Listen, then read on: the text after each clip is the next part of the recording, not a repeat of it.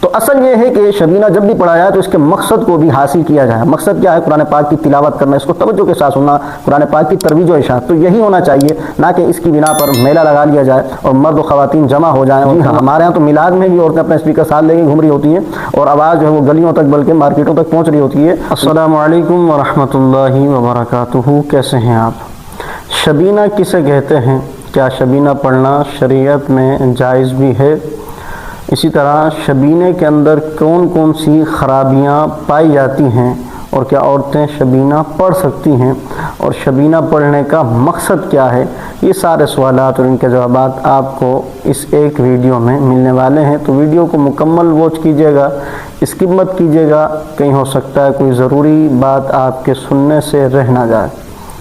رمضان مبارک کی بابرکت ساعتیں جاری و ساری ہیں. رمضان مبارک کے اندر جہاں تراویح کی عبادت کی جاتی ہے تو وہیں پر لوگ شبینے کا بھی اہتمام کرتے ہیں. گھروں کے اندر، بنگلوز کے اندر، مساجد کے اندر شبینے کا اہتمام کیا جاتا ہے. تو اس کی شرعی حقیقت بہت کم لوگوں کو معلوم ہوتی ہے. بعض اوقات وہ اس کے اندر ایسی غلطیاں کر رہے ہوتے ہیں کہ جس کی وجہ سے وہ گناہ گار ہو رہے ہوتے ہیں. تو جب ہم جان لیں گے کہ شرعاً کتنی مقدار ہے، کس حد تک یہ کام درست ہے اور کس حد تک اس میں خرابی آ جاتی ہے، تو پھر ہم گناہ گار ہونے سے بچ جائیں گے.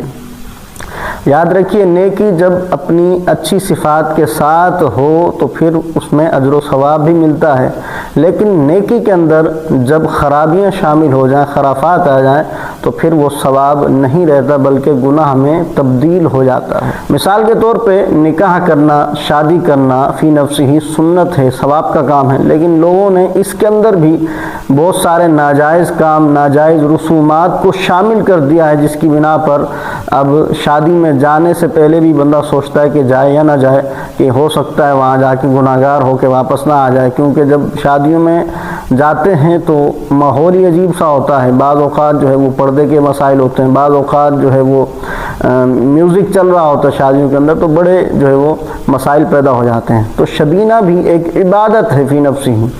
تو اس کے اندر کیا کیا خرافات ہیں اس کو ہم سمجھنے کی کوشش کرتے ہیں.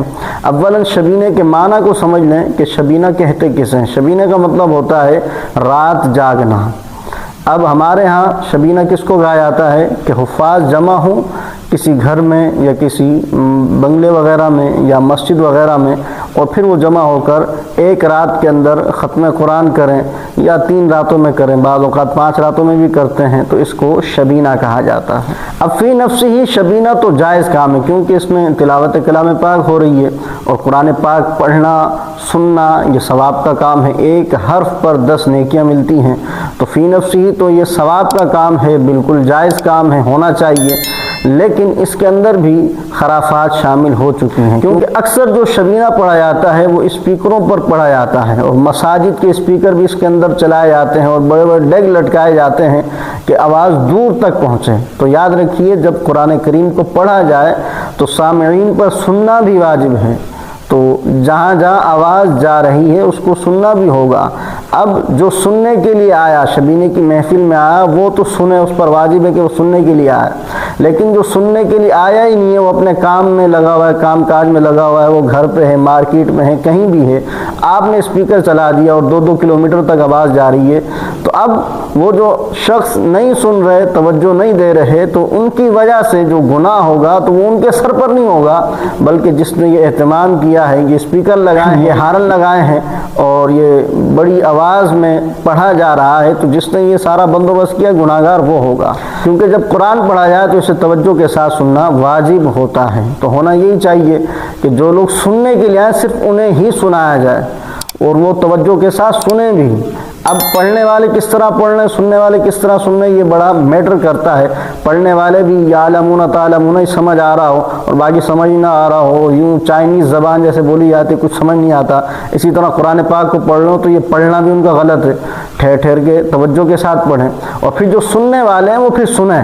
یوں نہ ہو کہ بسکٹ بٹ رہے ہیں تو بسکٹ کھانے پہنچ گئے، کافی بٹ رہی ہے، چائے بٹ رہی ہے تو پھر وہ کھا رہے ہیں، بریانیاں کھا رہے ہیں، سموسے کھا رہے ہیں اور حافظین خواتین لگے ہوئے قرآن پڑھ رہے ہیں، تو یہ بالکل درست نہیں ہے۔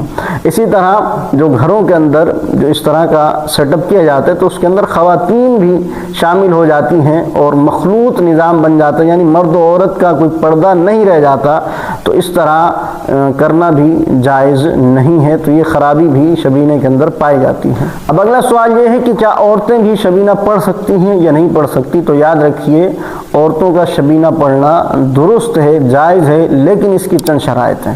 شرائط کیا ہیں کہ عورت جب شبینہ پڑھ رہی ہو تو سننے والی بھی عورتیں ہوں، یعنی کوئی نامحرم مرد سننے والا نہ ہو، اور عورتوں کا یہ پڑھنا بغیر اسپیکر کے ہونا چاہیے۔ جی ہاں، ہمارے ہاں تو میلاد میں بھی عورتیں اپنا اسپیکر ساتھ لے کے گھوم رہی ہوتی ہیں اور آواز جو ہے وہ گلیوں تک بلکہ مارکیٹوں تک پہنچ رہی ہوتی ہے، تو یہ بالکل بھی شرعاً درست نہیں ہے۔ اور میلاد کے اندر تو اللہ معاف کرے جو خواتین نعت خواں ہیں، اللہ ان کے شر سے ہر ایک کو محفوظ فرمائے، یہ میلاد کے نام پر اور بناؤ سنگھار اور طرح طرح کے الٹے سیدھے کپڑے پہن کر پہنچ جاتی ہیں اور پھر نعت خوانی چل رہی ہے اور بڑے بڑے اسپیکر بج رہے ہیں، تو یہ بالکل بھی درست نہیں ہے۔ تو شبینے کے اندر بھی اس کا اہتمام ہونا چاہیے، اسپیکر کا نہیں بلکہ بغیر اسپیکر کے ساتھ پڑھنے کا اہتمام ہونا چاہیے، اور سننے والی صرف خواتین ہوں یا محرم ہوں، غیر محرم کوئی بھی عورت کی آواز نہ سنیں، کیونکہ کسی بھی غیر محرم کا عورت کی آواز سننا درست نہیں ہے، یعنی عورت کا اتنی آواز نکالنا کہ غیر محرم کے کانوں تک جائے تو یہ ناجائز و حرام ہے۔ اب وہ چاہے میلاد کے نام پر ہو چاہے شبینے کے نام پر ہو، یہ آواز غیر محرم تک پہنچانا درست نہیں ہے، اس کا اہتمام ضرور ہونا چاہیے۔ تو اصل یہ ہے کہ شبینہ جب بھی پڑھا جائے تو اس کے مقصد کو بھی حاصل کیا جائے۔ مقصد کیا ہے؟ قرآن پاک کی تلاوت کرنا، اس کو توجہ کے ساتھ سننا، قرآن پاک کی ترویج و اشاعت، تو یہی ہونا چاہیے، نہ کہ اس کی بنا پر میلہ لگا لیا جائے اور مرد و خواتین جمع ہو جائیں اور پھر وہاں خوب جو ہے وہ کھانے پینے بھی چل رہے ہوں اور بات چیت بھی چل رہی ہو اور غیر محرم کے ساتھ جو ہے وہ دوستی یاری بھی چل رہی ہو، تو یہ بالکل بھی درست عمل نہیں ہے۔ تو اس بنا پر اگر شبینہ کا اہتمام آپ کر رہے ہیں، یعنی آپ نے میلہ ہی لگانا ہے، تو اس کو شبینے کا نام کیوں دیا جا رہا ہے؟ تو اس چیز سے باز رہنا چاہیے۔ مجھے امید ہے کہ میری بات آپ کو سمجھ آ چکی ہوگی۔ اس ویڈیو کو لائک اور شیئر ضرور کیجیے گا اور اپنے ان دوستوں اور رشتہ داروں کو ضرور یہ ویڈیو آپ نے بھیجنی ہے کہ جو شبینے کا اہتمام کرتے ہیں اور شرعی اغلاط کا بھی اہتمام ساتھ میں کر رہے ہوتے ہیں، تاکہ وہ ان شرعی غلطیوں سے بچ کر درست طریقے سے شبینہ کرنے میں کامیاب ہوں۔ السلام علیکم ورحمۃ اللہ۔